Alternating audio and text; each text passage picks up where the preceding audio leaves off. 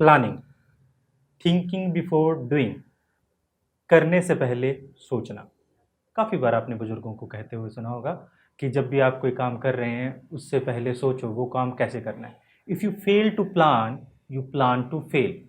अगर आप अपना प्लान बनाने में फेल हो गए हो तो आपने फेल होने का प्लान बना लिया है। प्लानिंग लाइफ में इतनी ज़्यादा ज़रूरी क्यों है? आपने देखा होगा काफ़ी बार हम जब छोटे काम करते हैं तो हम प्लानिंग को इम्पोर्टेंस नहीं देते और बड़े कामों में हम प्लानिंग को इम्पोर्टेंस देते हैं। वैसे तो आप कोई भी जब काम करते हो छोटे से छोटे काम में और बड़े से बड़े काम में प्लानिंग इन्वॉल्व हमेशा ही रहती है। बट काफ़ी बार आप जो काम कर रहे हो उसका रूटीन आपका रूटीन बन जाता है और आपको महसूस होता है इसमें प्लानिंग की ज़रूरत नहीं है। बट हर काम में प्लानिंग की ज़रूरत है। बड़े काम में प्लानिंग की क्यों ज़रूरत है? क्योंकि उसमें रिस्क इन्वॉल्व रहता है। अगर आप प्लान नहीं करते तो आपको रिस्क लगता है कि मुझे इतना लॉस हो सकता है। तो प्लान क्या है? प्लान का मतलब है फ्यूचर का प्रेडिक्शन करना। किस बेस पर? आपने एक कैलकुलेशन की, उस बेस पर यह डिसाइड करना कि आप क्या करेंगे, कैसे करेंगे, कब करेंगे और कोई काम को किसके द्वारा किया जाएगा। Means planning, deciding in advance what to do, when to do, how to do and by whom it to be done. Planning में हम डिसाइड करते हैं, जो हमारे ऑब्जेक्टिव डिसाइड हम करते हैं और ऑब्जेक्टिव को हमने किस तरह से अचीव करना है। अगर हम प्लानिंग ना करें तो हमारे आगे के सारे फंक्शन मैनेजमेंट के फेल हो जाएंगे, मीनिंगलेस हो जाएंगे। जिसमें हमारे पास हम प्लानिंग के बाद organizing, staffing, directing and controlling करते हैं। हमारे फंक्शंस ऑफ मैनेजमेंट में प्लानिंग हमारा फर्स्ट फंक्शन है। ये डिसाइड करता है कि हमें कब कोई काम करना है, क्यों कोई काम करना है। जैसे सबसे पहले ऑब्जेक्टिव डिसाइड करना।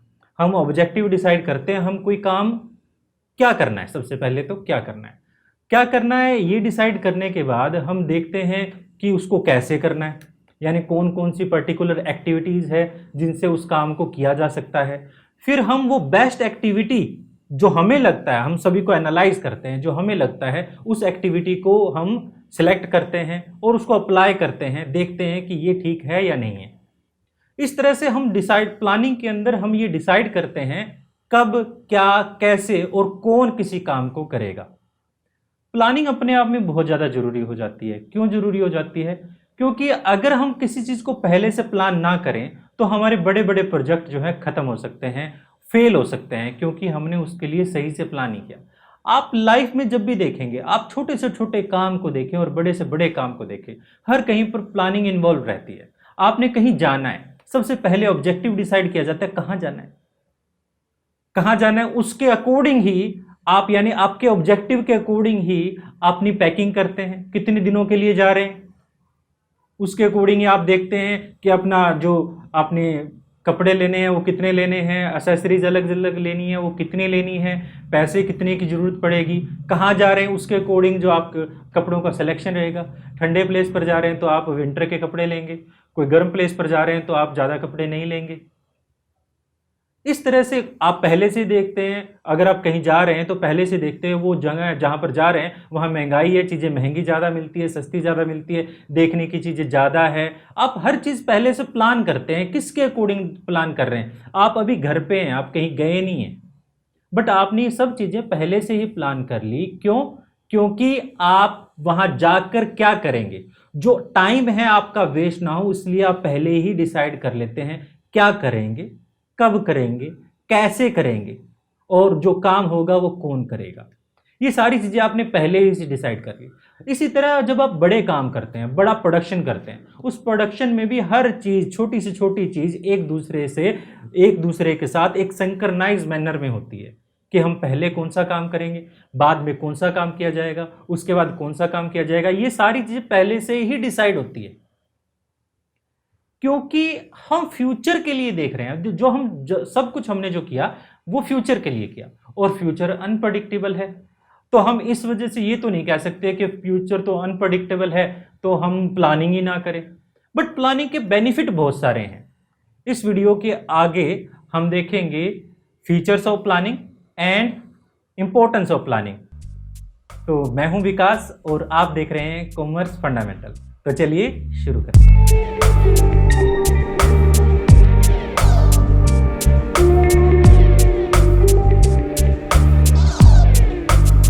वेल, अब तक आप प्लानिंग का मीनिंग तो जान ही गए होंगे। प्लानिंग का मतलब what to do, when to do, how to do and by whom it to be done. इसके लिए एक डेफिनेशन है, कोन्स एंड ओडोनल ने दी है, बड़ी अच्छी डेफिनेशन है। डिसाइडिंग इन एडवांस, सही में बिल्कुल आप पहले से ही डिसाइड करते हैं हमें क्या करना है। फ्यूचर कभी भी सर्टेन नहीं होता, फ्यूचर अनसर्टेन होता है, बट हम पहले डिसाइड तो कर सकते हैं कि हम क्या करेंगे, कैसे करेंगे, कब करेंगे और वो काम को कौन करेगा। ये हम सिर्फ डिसाइड कर रहे हैं, अभी होगा या नहीं होगा वो लास्ट में हम देखेंगे कंट्रोलिंग के अंदर। जो प्लानिंग हमारे पास मैनेजमेंट का लास्ट फंक्शन है कंट्रोलिंग, उसमें हम डिसाइड करेंगे, देखेंगे तो कि क्या हो रहा था, हमने पहले क्या डिसाइड किया था और अब क्या हुआ है, वो हम कंट्रोलिंग में देखेंगे। प्लानिंग में हम सिर्फ ये डिसाइड करते हैं, यानी एक तरह से कह सकते हो आप एक स्टैंडर्ड्स बना रहे हैं कि कोई काम कैसे होगा, कब होगा, कैसे होगा और किसके द्वारा होगा। कोन्स एंड ओडोनल की बड़ी अच्छी डेफिनेशन क्या है, deciding in advance what to do, when to do, how to do and by whom it to be done.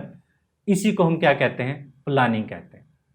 तो प्लानिंग, ये तो हुआ प्लानिंग की बात। अब प्लानिंग मेरे ख्याल से आप समझ चुके हैं कि डिसाइड करना पहले क्या करना है, कब करना है, कैसे करना है। अब किताबों के बारे में भूलकर आप ये समझिए कि आप अगर कोई काम कर रहे हैं, पहले से सोच रहे हैं, तो उसके फीचर्स क्या है, प्लानिंग के फीचर क्या है। सबसे पहले प्लानिंग का अगर मैं फीचर की बात करूं तो प्लानिंग एक गोल ओरिएंटेड प्रोसेस है। Goal oriented process, goal oriented process का मतलब वो प्रोसेस है जो सारी एक्टिविटी हम गोल को ध्यान में रखते हुए करते हैं। आप कहीं जा रहे हैं, आपने कहीं घूमने के लिए जाना है, जहां पर जाना है पहले वो डिसाइड होता है, रास्ता बाद में डिसाइड होता है। बिल्कुल इसी तरह प्लान, क्या आपका अल्टीमेट ऑब्जेक्टिव क्या है, वो आप पहले डिसाइड करते हैं और बाद में डिसाइड करते हैं उस कौन कौन सी एक्टिविटी को आपने परफॉर्म करना है अल्टीमेट ऑब्जेक्टिव को अटेन करने के लिए। वो सारी एक्टिविटी जो की जाएंगी वो ऑब्जेक्टिव को ध्यान में रखते हुए किया जाता है। तो हम कह सकते हैं planning is a goal oriented activity. अब सेकंड फीचर जो प्लानिंग का रहेगा वो है planning is a primary function of management. Primary मैंने फर्स्ट, वो फंक्शन जो सबसे पहले किया जाता है। अगर हम प्लान ना बनाएं तो जो बाकी की एक्टिविटी हमने परफॉर्म करनी है, जैसे हमने उसको ऑर्गेनाइज करना है, स्टाफिंग करनी है, डायरेक्टिंग करनी है, कंट्रोलिंग करनी है, ये सारी एक्टिविटी जो हम करेंगे वो एक के बाद एक सीक्वेंस में लगी हुई है। सबसे पहले हमने प्लानिंग किया, अगर प्लान नहीं किया तो हम क्या ऑर्गेनाइज करेंगे, किस तरह से ऑर्गेनाइज करेंगे, कौन कौन से हमारे पर्सन रहेंगे। अगर ऑर्गेनाइज किया तो स्टाफिंग, ऑर्गेनाइजिंग नहीं किया तो स्टाफिंग कैसे करें। अगर स्टाफ ही नहीं है तो डायरेक्ट किसको करोगे, और प्लान नहीं है तो कंट्रोलिंग कैसे करोगे। कहने का मतलब planning is the first function of management and all the other function depend on the planning. तो प्लानिंग हमारा फर्स्ट फंक्शन रहेगा मैनेजमेंट का, बिना प्लान के हम कुछ भी नहीं कर सकते। अब थर्ड फीचर जो प्लानिंग का है, planning is a all pervasive. ये ऑल परवेजिव का मतलब क्या होता है, हर कहीं विद्यमान होना। जैसे भगवान हर कहीं पर है, वैसे प्लानिंग भी हर कहीं है। आप छोटे से छोटे काम में, बड़े से बड़े काम में, चाहे किसी भी टाइप की एक्टिविटी परफॉर्म करें, हर एक्टिविटी में प्लानिंग जरूर रहती है। आपने देखा होगा घर पर, आप मान लीजिए आप स्कूल के लिए रेडी होते हैं, अगर स्कूल के लिए भी रेडी होते हैं तो जिस टाइम स्कूल आपका चेंज हो रहा है, आप देखोगे विंटर आएगा तो आपका स्कूल की टाइमिंग चेंज हो जाएगी, आप हर एक्टिविटी को थोड़ा सा डिले कर दोगे। जैसे आपका समर वेकेशन आता है, हर एक्टिविटी को थोड़ा सा पहले कर दोगे। जो डिले करने के लिए भी आपके माइंड में एक प्लान है और पहले करने के लिए भी माइंड में एक प्लान है। उसकी स्टार्टिंग पॉइंट क्या रहेगा, वो आपका है वेकअप पॉइंट। आप किस वक्त जागते हैं उससे हर चीज एक दूसरे के अंदर इस तरह से कनेक्टेड है और उसी के अकॉर्डिंग आपका फाइनल जो है एक्टिविटी परफॉर्म होती है। तो आप कहीं पर भी देखेंगे एक फाइनल प्लान बनने के बाद भी छोटे छोटे बहुत सारे प्लान हमारे हमेशा रहते हैं। प्लान जो है वो दो टाइप के नॉर्मली होते हैं, स्टैंडिंग प्लान और हमारे पास है single use plan. Standing plan वो है जो हर बार एक जैसा यूज होता है, और सिंगल यूज प्लान जैसे वो हर एक क्रिटिकल सिचुएशन के लिए एक अलग टाइप से प्लान बनाया जाता है, जैसे बजट, वो हर बार नया प्लान बनाया जाता है। तो प्लानिंग क्या है, ऑल परवेजिव है। प्लानिंग हर कहीं पर है, आप छोटे से छोटा काम करो या बड़े से बड़ा काम करो, हर हाँ प्लानिंग का जो लेवल है वो बड़ा हो जाएगा। जैसे मान लीजिए आपने बड़े लेवल पे ऑर्गेनाइजिंग पे आपने डिसाइडिंग करना है, आपने प्रोडक्ट डिसाइड करना है, कितनी अमाउंट में बनाना है, तो वो हायर लेवल पे रहेगा। अगर एक छोटा सा पर्सन जो छोटा वर्कर है उसके जो डिसाइडिंग प्लान है वो छोटे लेवल पे रह जाएंगे। तो इस तरह से प्लानिंग का लेवल जरूर अलग अलग हो सकता है, मैनेजमेंट लेवल अलग अलग जरूर हो सकता है, बट प्लानिंग हर कहीं पर होगी। तो ये हमारा थर्ड फीचर था प्लानिंग का। Planning is a continue process. Planning continue यानी आप अभी तक ये सोच रहे होंगे कि हमने एक बार प्लान बना लिया तो सब कुछ चलता रहेगा, एज इट इज चलता रहेगा। नहीं नहीं, ऐसा नहीं है। प्लानिंग हमें एक बार डिसाइड जरूर किया है, हमने एक बड़े लेवल पे डिसाइड किया, लेट हमने 1 लाख प्रोडक्ट बनाने हैं, ये हमने डिसाइड किया प्लानिंग में। उसके बाद 1 लाख प्रोडक्ट बनाने के लिए हमें कितनी मशीन चाहिए, ये भी हमने डिसाइड कर लिया। और मशीन चलेगी कैसे, किस टाइम पर चलेगी। तो प्लान जो है वो और ज्यादा हमारा यानी डीप होता जाता है। आप हर छोटे से छोटे लेवल पे प्लान करते जाते हो। तो प्लान ऐसा नहीं है कि आपने एक बार डिसाइड कर लिया कि आज ये हमें करना है और सारा कुछ सेट हो गया, उसके बाद हमने प्लानिंग में कुछ भी नहीं करना, ऐसा नहीं है। तो प्लान कैसे हमें कंटिन्यू बनाना पड़ता है, इसके बारे में थोड़ा और बात कर लेते हैं। देखिए, प्लान जैसे आपने बजट सुना होगा, बजट फाइनेंशियल बजट है। वैसे तो हमारे पास इनकम टैक्स एक्ट 1961 में हमने एक पूरा एक्ट बना दिया, फिर भी हम हर साल क्या करते हैं, बजट रिलीज करते हैं। हमारे देश के जो फाइनेंशियल मिनिस्टर हैं वो बजट रिलीज करते हैं जो उस साल से रिलेटेड होता है। तो बजट क्या है, एक प्लान है। 1 साल का बजट बनने के बाद, पूरा होने के बाद नेक्स्ट ईयर फिर एक बजट लागू करना पड़ता है। तो वो एक क्या है, वो प्लान है। प्लान एक टाइम में खत्म हुआ फिर दोबारा से शुरू हुआ। प्लान एक कंटिन्यू प्रोसेस है। जिस तरह से हमने बजट की बात की, बजट एक कंटिन्यू प्रोसेस है, प्लानिंग भी एक कंटिन्यू प्रोसेस है। अगर आपका एक स्टैंडिंग प्लान आप यूज कर रहे हो तो यहां पर एक बड़ी प्रॉब्लम भी है। मान लीजिए आपने जब एक प्लान बनाया, स्टैंडिंग प्लान का मतलब वो प्लान जो आप एक बार बनाते हो और बार बार उसे यूज करते रहते हो। अगर आपने एक बार प्लान बनाया और उस प्लान में कुछ कमियां थी तो आपको उसे रिवाइज करने की जरूरत पड़ेगी। अगर आप वही प्लान लगातार यूज करते रहोगे without revision of that plan, तो हर बार आप सेम मिस्टेक करते रहोगे। ये भी एक रीजन है कि प्लानिंग एक कंटिन्यू प्रोसेस है। एक प्लान जो है एक सिचुएशन में, एक एनवायरनमेंट के लिए तो ठीक है, बट दूसरे एनवायरनमेंट के लिए वो प्लान फेल हो जाता है। इसलिए स्टैंडिंग प्लान भी हमें टाइम टू टाइम रिवाइज करने की जरूरत रहती है। तो इस तरह से हम कह सकते हैं planning is a continue process. अब हम हमारा फिफ्थ फीचर ऑफ प्लानिंग देखते हैं। फिफ्थ फीचर है futuristic. Planning is a futuristic. Planning एक फ्यूचरिस्टिक एक्टिविटी है, यानी हम पहले से ही डिसाइड करते हैं क्या करेंगे, कब करेंगे, कैसे करेंगे और कौन करेगा, किसी काम को कौन करेगा। ये सब चीजें जो हम डिसाइड कर रहे हैं आज, वो किसके लिए, फ्यूचर में। यानी फ्यूचर को पहले से प्रेडिक्ट करना, फ्यूचरिस्टिक एक्टिविटी। हम ये सारी चीजें हम फ्यूचर के लिए कर रहे हैं। तो इस वजह से प्लानिंग के लिए बोला भी जाता है पीप इनटू द फ्यूचर। पीप मैंने होता है झांकना, फ्यूचर में झांकना, डिसाइडिंग इन एडवांस, पहले से डिसाइड करना जो हो सकता है। वैसे तो यहां पर प्लानिंग की एक बड़ी प्रॉब्लम भी आ जाती है। प्लानिंग जो है फ्यूचर के लिए, और फ्यूचर कैसा है, अनप्रडिक्टेबल है। तो हम ये नहीं कह सकते कि अनप्रडिक्टेबल है तो हम पहले से कुछ प्लान ना करें। जैसे मैंने इंट्रोडक्शन के दौरान बोला कि प्लानिंग जो है वो जरूरी इस वजह से हो जाता है कि जब हम बड़ा काम करते हैं तो उसमें बड़े रिस्क भी इन्वॉल्व रहते हैं। अगर मान लीजिए कोई प्रोजेक्ट आपने डिसाइड करना, कोई बिल्डिंग बनानी है। अगर आपने कोई बिल्डिंग बनानी है जिसकी कॉस्ट 5,000 करोड़ है, मान लीजिए 5,000 करोड़ कोई बिल्डिंग है, बहुत बड़ी बिल्डिंग बना रहे हैं आप। अगर आपने पहले से डिसाइड नहीं किया कि बिल्डिंग क्या रहेगी, बिल्डिंग का स्ट्रक्चर क्या रहेगा, एक आर्किटेक्चर बिल्डिंग को डिसाइड करेगा, डिजाइन करेगा। वो डिजाइन करने के बाद एक इलेक्ट्रीशियन से मिलेगा, और इलेक्ट्रीशियन जो है, इंजीनियर की हम बात कर रहे हैं, इलेक्ट्रीशियन इंजीनियर वो प्लान बनाएगा कि इसका जो फिटिंग कैसे रहेगी, इलेक्ट्रिसिटी के जो कंपोनेंट है वो क्या क्या रिक्वायरमेंट रहेगी। एक बड़ी बिल्डिंग को ज्यादा पावर सप्लाई की जरूरत रहती है, प्लम्बिंग फैसिलिटी, वाटर सप्लाई की फैसिलिटी क्या रहेगी, ये सारी चीजें हम डिसाइड करते हैं। अगर हम पहले से डिसाइड ना करते तो बिल्डिंग ही नहीं बन पाती। क्यों नहीं बन पाती? क्योंकि हम क्या करें, शुरुआत कैसे करें, हमें यही नहीं पता रहेगा। और अगर ना करें तो वहां पर जो रिस्क है वो भी 5,000 करोड़ का है। तो इस वजह से हमें बड़े काम या छोटे काम, हर काम के लिए पहले से डिसाइड करना पड़ता है, पहले से देखना पड़ता है कि हम क्या करेंगे। इस वजह से कहा जाता है प्लानिंग एक फ्यूचरिस्टिक एक्टिविटी है। और लास्ट में 2 और फीचर हैं हमारे पास, जैसे planning is a mental exercise and planning involve decision making. तो अब तक हम क्या कर रहे थे, डिसाइड ही तो कर रहे थे।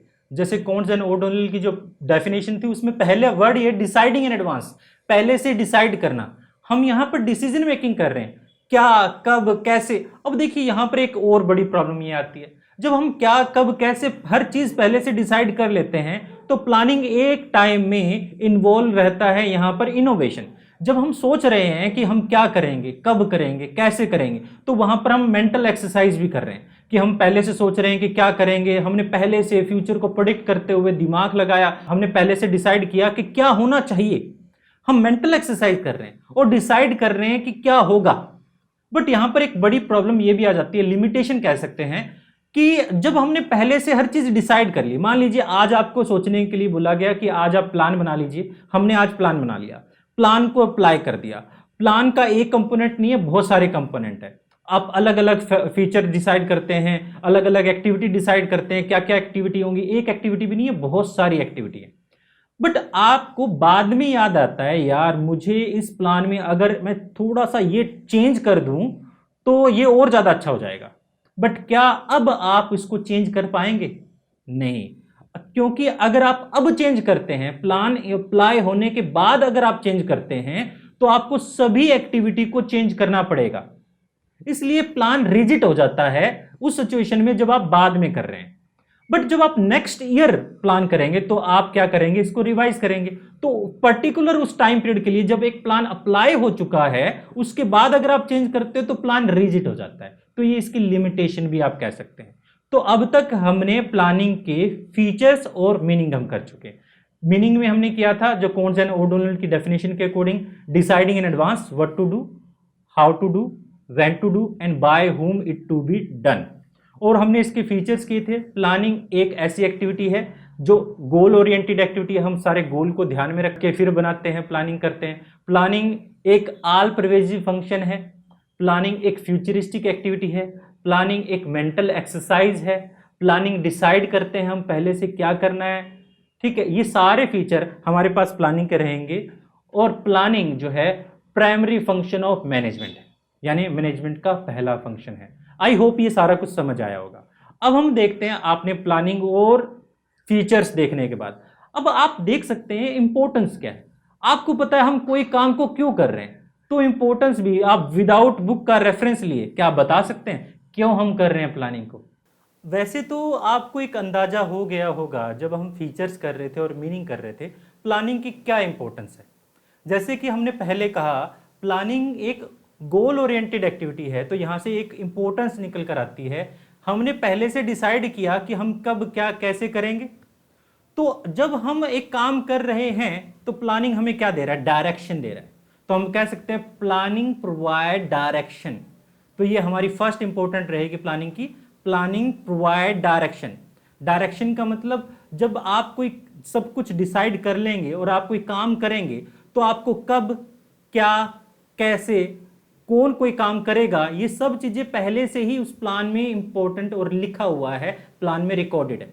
आपको कुछ नहीं सोचना, आपको आप यानी एक वर्कर को ज्यादा सोचने की जरूरत नहीं है कि हर एक्टिविटी में उसका जो काम रहेगा, एक काम के बाद उसने नेक्स्ट जो एक्टिविटी कौन सी पर्टिकुलर एक्टिविटी करनी है, एक स्टेप खत्म होने के बाद नेक्स्ट स्टेप क्या रहेगा, हर चीज पहले से प्लान में डिसाइडेड है। सो प्लान हमें क्या देता है, डायरेक्शन देता है।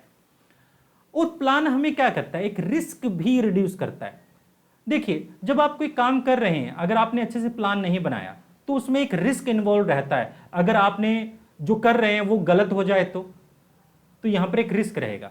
इस रिस्क को आप रिड्यूस कर सकते हैं पहले से ही हर चीज को एनालाइज करके। प्लान ऐसे नहीं, प्लान को हम मेंटल एक्सरसाइज ऐसे ही नहीं कहते कि हमने सिर्फ सोचा हम कैसे करेंगे और हम करना शुरू कर दें। नहीं, प्लान ऐसे नहीं होता। प्लान पहले बनाते वक्त हम सर्टेनिटीज को चेक करते हैं, किसी कामों को चेक करते हैं कि क्या अगर हम ये करेंगे तो क्या रिजल्ट निकलेगा।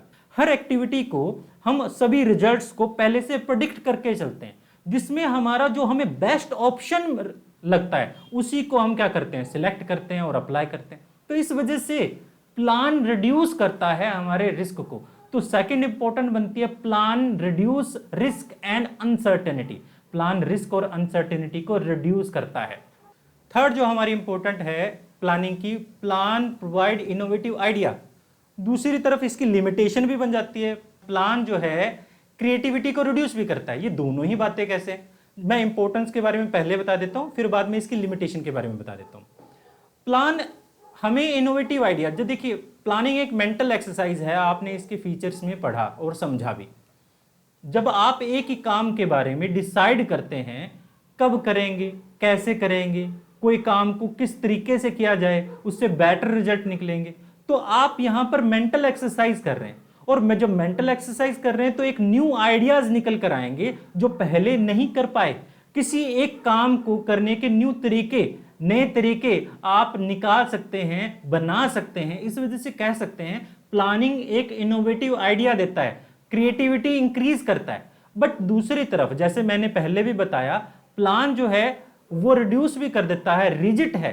क्योंकि अगर आपने एक प्लान को अप्लाई कर लिया और बाद में आप सोचते हैं कि इस काम को उस तरह से कर लिया जाता तो ज्यादा अच्छे रिजल्ट निकलते, बट क्योंकि हम पहले से एक प्लान को अप्लाई कर चुके हैं, हम अब चेंज करेंगे तो हमें सभी एक्टिविटी में चेंज करना पड़ेगा। इसलिए हम एक नया इनोवेटिव आइडिया होने के बावजूद भी हम उसे अप्लाई नहीं कर सक पाते। इस वजह से हम प्लानिंग जो है रिड्यूस भी करता है जो क्रिएटिविटी है। तो अब हम चलते हैं प्लानिंग के फोर्थ इंपॉर्टेंस की तरफ। प्लानिंग इस्टेब्लिश करता है स्टैंडर्ड्स फॉर कंट्रोलिंग।